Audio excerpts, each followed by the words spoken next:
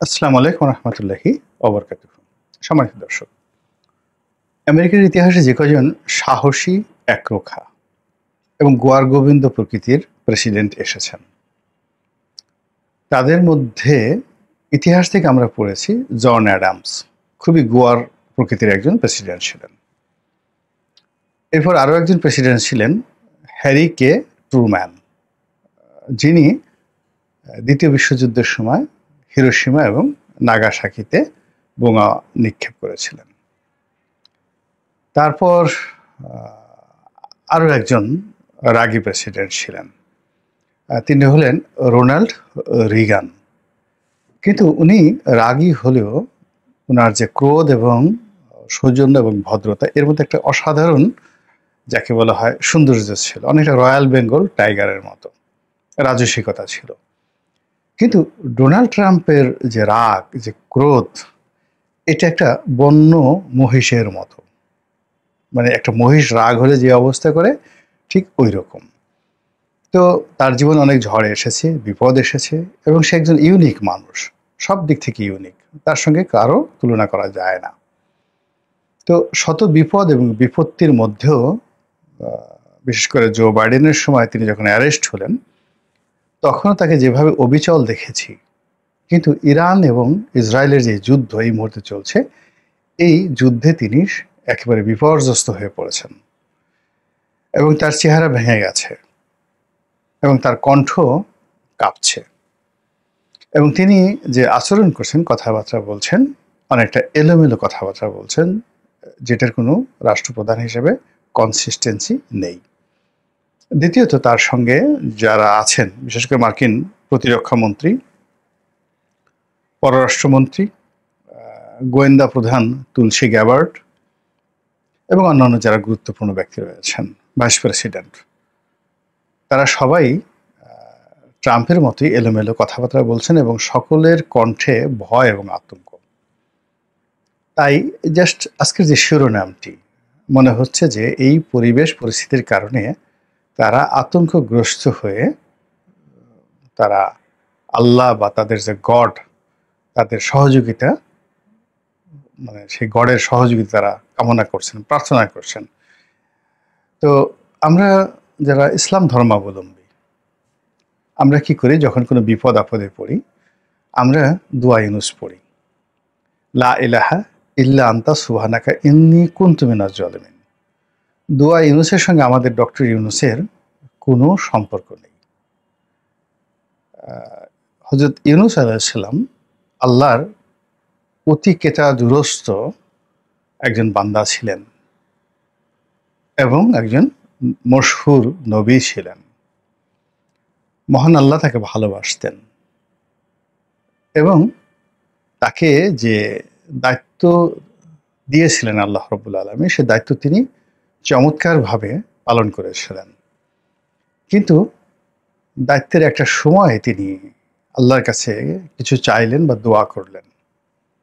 আল্লাহ তার সেই দোয়া কবুল করেছিল, কিন্তু তিনি সীমা অতিক্রম করে মনে করেছিলেন যে একটা নির্দিষ্ট সময়, আমরা যেমন বলি না, হয়ে যা সেম সেম, খুলে যা সেম সেম, এক্ষুনি হও, এরকম একটা জিনিস। তো যা হোক, তিনি একটি জাতি এবং ধর্মবর্ণ সম্প্রদায়, যে সম্প্রদায়ের মধ্যে ইসলাম প্রচার করতেন, সেই সম্প্রদায়ের লোকরা মানে তার কথা শুনল না। তিনি আল্লাহর কাছে বললেন যে, হে আল্লাহ, তুমি এদেরকে ধ্বংস করে দাও, এবং প্রকাশ্যে তিনি বলে তিনি মনে করলেন তার দোয়া কবুল হয়ে গেছে। তিনি সেখান থেকে চলে গেলেন অন্য একটা জায়গাতে, এবং বহুদিন পর তিনি ফিরে এলেন। ফিরে আসার পর দেখলেন যে জনপদ ধ্বংস হয়নি। তিনি একটু মনক্ষুণ্ণ হলেন আল্লাহর প্রতি। দ্বিতীয়ত, যারা লোকজন তাকে বদদোয়া করতে শুনেছিল এবং তাকে আল্লাহ নবী হিসেবে তারা টিটকারি করতো যে কিসের নবী, তো তারা আরও টিটকারি বাড়িয়ে দিল, এবং এই কারণে তিনি আবার সেই জনপদ ছেড়ে যখন চলে যাচ্ছিলেন, তখন আল্লাহ রাব্বুল আলামিন তাকে আবার একটা পরীক্ষার মধ্যে ফেললেন, এবং সেই কাহিনী আমরা জানি যে সমুদ্রে তাকে নিক্ষেপ করা হলো, তাকে একটি মাছ গিলে খেলো, এবং যখন সমুদ্রে নিক্ষেপ করা হলো গভীর রজনী, আবার যখন সেই মাছটি তাকে গিলে খেলো এবং সেই মাছের পেটের অন্ধকার, রাতের অন্ধকার এবং সমুদ্র তলে সেই মাছটি আবার সমুদ্রের তলে চলে গেল, সেই ত্রিমুখী অন্ধকার। তো সেখানে একটা মানুষ তো সাধারণত আল্লাহর প্রতি বিশ্বাস রাখতে পারে না, সে তো মনে করেন আমি মরেই গেছি। আমাদের একটা সাপে কামড় দিলে আমরা সেন্সলেস হয়ে পড়ে যাই, এবং দুয়া ইউনুস মানে আমাদেরকে যদি হাতুড়ি দিয়ে পিটানো হয় গোকরা সাহেবের সামনে, দুয়া ইউনুস মনে থাকে না। এবং এটা বাস্তবতা। এটা বাস্তবতা হলো যে আওয়ামী লীগের একজন বিখ্যাত এমপি ছিলেন, বাংলাদেশে খুব নামকরা ডাক্তার প্রাণগোপাল। তো ডাক্তার প্রাণগোপাল এই কথাটা বলছিলেন। উনি তো আপনারা সবাই ডাক্তার প্রাণগোপালকে চিনেন। তো মহান মুক্তিযুদ্ধের সময় উনরা পালিয়ে ভারত যাচ্ছেন মুক্তিযুদ্ধ করার জন্য। তো পথে খান সেনারা, পাকিস্তানি সৈন্যরা, তারা লোকজন থামিয়ে মুসলমানি করে কিনা দেখে, এটা দ্বিতীয় ফেজে। তারপর কালেমা জানে কিনা এটা পরীক্ষা করে, এবং তাদের সাথে রাজাকাররা থাকে, আলবদররা থাকে, আর শামস থাকে। তো প্রাণগোপাল এবং তার এক বন্ধু, খুবই বিশ্বস্ত বন্ধু, তারা ভারত যাচ্ছে। তো প্রাণগোপাল হিন্দু, আর তার বন্ধু যে আছে সে তো মুসলিম। এখন পথে হিন্দু মানে সে তো হিন্দু, কিন্তু তারপরে সে লা ইলাহা ইল্লাল্লাহু মুহাম্মাদুর রাসূলুল্লাহ এরকম 4 কলেমা সে মুখস্থ করে ফেলেছে। তো যাই হোক, তারা যখন যাচ্ছে তখন পাকিস্তানি সৈন্যরা থামানোর পরে তো প্রথমে প্রাণগোপালকে জিজ্ঞাসা করলো, সে 4 কলেমা বলে ফেললো মুখস্থ। তো তাকে ছেড়ে দিয়ে ওই যে অরিজিনাল মুসলমান তাকে জিজ্ঞাসা করলো, সে ভয়ে কলেমা ভুলে গেল। এবং পাকিস্তানি সৈন্যরা, রাজাকাররা তাকে স্পট গুলি করে, ব্রাশ ফায়ার করে তারা সেখানে মেরে ফেলল। এই কথা বলছেন। এবং প্রাণগোপাল কিন্তু সেই সাক্ষাৎকারে তিনি কাঁদছিলেন যখন তিনি আসলে এমপি হননি। তো সেটা মনে পড়লো যে এখানে যে আসলে মানুষ যখন বিপদে পড়ে তখন দুয়া ইউনুসের কথাও মনে থাকে না, আল্লাহ নামও মনে থাকে না। তো এইরকম একটা বিপদে, যে বিপদ গোকরা সাপের চেয়ে কোটি কোটি গুণ বেশি, সেই বিপদের মধ্যে পড়ে তিনি কোনো কিছুর কথা চিন্তা করলেন না, সরাসরি আল্লাহকে চিন্তা করলেন, আল্লাহর কাছে আত্মসমর্পণ করলেন এবং আল্লাহর কাছে বললেন যে লা ইলাহা ইল্লা আনতা সুবহানাকা ইন্নী কুনতু মিনাজ জালিমিন। হে আল্লাহ, তুমি ছাড়া তো আমার আসলে কেউ নেই, কোনো ইলাহ নেই। এখন আমি তো নিজের প্রতি জুলুম করেছি, এতটুকু বেশ, আর কিছু করার দরকার নেই। তিনি বললেন আমাকে রক্ষা করো, আমাকে বাঁচাও, আমাকে মাফ করো, কিছুই বললেন না। শুধু বললেন যে তুমি ছাড়া আর কোনো ইলাহ নাই, লা ইলাহা ইল্লা আনতা সুবহানাকা ইন্নী কুনতু মিনাজ জালিমিন। মানে তুমি সমস্ত দুর্বলতা এবং অক্ষমতা থেকে মুক্ত, তুমি না পারো পৃথিবীর এমন কোনো কাজ নাই, আর আমি এত খারাপ যে আমি তোমার বান্দা হিসেবে তোমার শুকরগুজার হতে পারিনি, আমি নিজের প্রতি জুলুম করেছি। আল্লাহর এই যে দোয়াটি, হযরত ইউনূস আলাইহিস সালামের দোয়াটি এত পছন্দ হলো যে তিনি তাকে সেই মাছের পেট থেকে রক্ষা করলেন, এবং এই স্মৃতিটিকে কিয়ামত পর্যন্ত জাগরুক রাখলেন তার বান্দাদের জন্য, এবং এটির নাম দোয়া ইউনূস কালামে পাকে রয়েছে। বিপদে পড়লে আমরা এই দোয়া পড়ি। এখন ডোনাল্ড ট্রাম্প যে বিপদে পড়েছেন, তিনি তো ইচ্ছা করলে এখন দোয়া ইউনূস পড়তে পারবেন না। তাকে দোয়া ইউনূস পড়তে হলে মুসলমান হতে হবে, বিশ্বাস করতে হবে, এবং সেটা যদি হয় তাহলে তো এটা পৃথিবীর জন্য একটা বিরাট ব্যাপার। মানে আমি সাধারণত এটাকে ওয়েলকাম জানাই যে সারা পৃথিবীর ইতিহাস নতুন করে লিখিতে হবে যদি সে দোয়া ইউনূস পড়ে এখানে মুসলমান হয়ে যায়।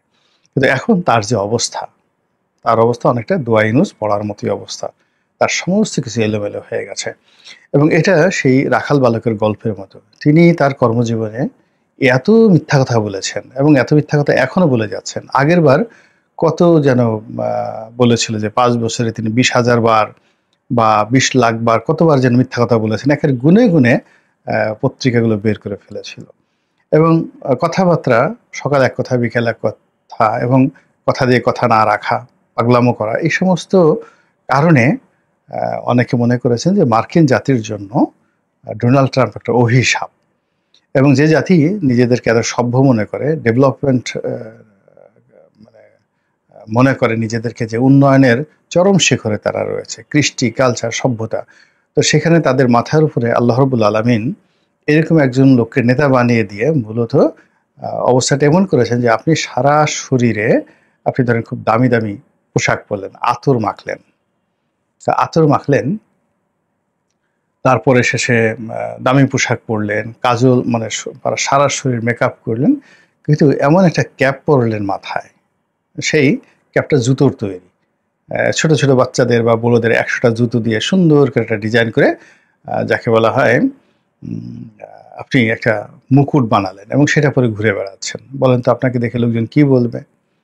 তদ্রূপ একটা জাতিকে যখন আল্লাহ রাব্বুল আলামিন শাস্তি দিতে চান, তখন সেখানে এরকম ডোনাল্ড ট্রাম্পের মতো নেতা তাদের মাথার উপর বসিয়ে দেন এবং সেই জাতির অপমানের জন্য এরকম একজন নেতাই যথেষ্ট। এই গেল ডোনাল্ড ট্রাম্পের অবস্থা। দ্বিতীয়ত নেতানিয়াহু। এই ভদ্রলোক ইসরায়েলের রাজনীতিতে যে উগ্রতা দেখাচ্ছেন, ইসরায়েলে প্রথম থেকেই যারা প্রেসিডেন্ট হন, প্রধানমন্ত্রী হন কিংবা প্রতিরক্ষা মন্ত্রী হন, এরা খুবই উগ্র প্রকৃতির মানুষ, উগ্র ইহুদিবাদ। কিন্তু এর মতো এরকম উগ্র, নেতানিয়াহুর মতো এরকম উগ্র ইসরায়েলের ইতিহাসে কখনো আসেনি। এখন এই নেতানিয়াহু যেভাবে তার রাষ্ট্রটিকে, ইসরায়েল রাষ্ট্রটিকে অশান্তির মধ্যে নিয়ে গেছে এবং এটাকে রীতিমতো অস্তিত্ব সংকটে ফেলে দিয়েছে, এটি ইহুদি জাতির জন্য একটা বিরাট কলঙ্ক এবং এ জাতির অস্তিত্ব নিয়ে টানাটানি শুরু হয়েছে। এবং এমনি একটা প্রচলিত প্রবাদ যে ইহুদি জাতি যখনই কোনো একটা রাষ্ট্র গঠন করেছে, তারা সর্বোচ্চ ৮০ বছর রাজত্ব করতে পেরেছে। ৮০ বছর পরে তাদের পতন হয়েছে। তো সেই দিক থেকে এই যে ইহুদি ইসরায়েল রাষ্ট্রটি, এই রাষ্ট্রটির যে আয়ুষ্কাল, এটি ৮০ বছরের কাছাকাছি হয়ে গেছে এবং এটা নেতানিয়াহুর হাত দিয়েই এর ধ্বংসটা হতে পারে।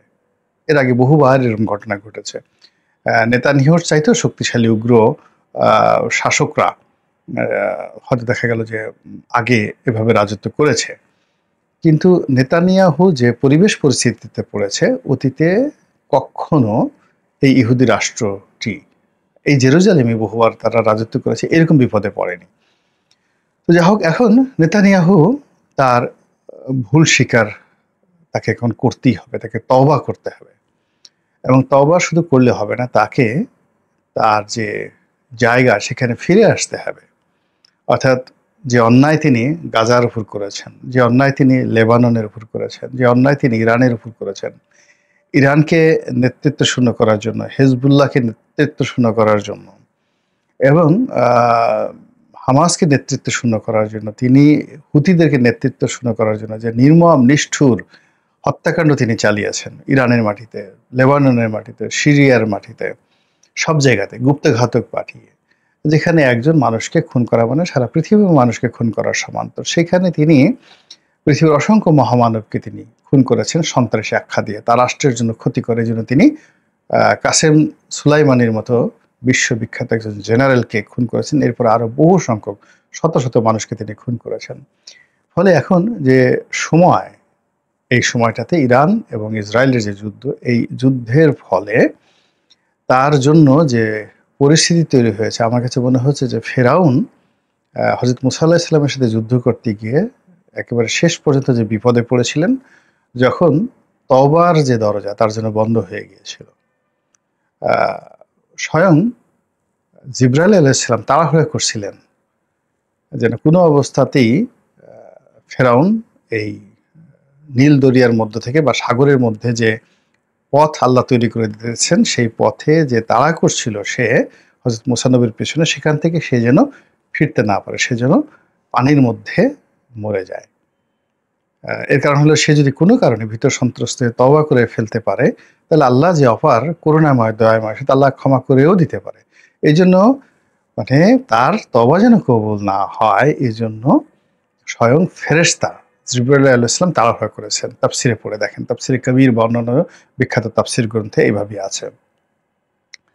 এবং পরবর্তীতে আল্লাহর সঙ্গে জিবরাইল আলাইহিস সালামের যে কথা হয়েছিল, সেখানেও চমৎকার এটার বর্ণনা রয়েছে। তো সেই ক্ষেত্রে নেতানিয়াহু মানে তিনি এখন এই বর্তমান পৃথিবীতে এতটা ঘৃণিত, তো ফেরেশতা কুল তার সম্পর্কে কি সিদ্ধান্ত নেবে আমরা জানি না, কিন্তু আমরা যারা সাধারণ মানুষ, আমরা কোনো অবস্থাতেই চাইবো না যে তার তওবা কবুল হোক।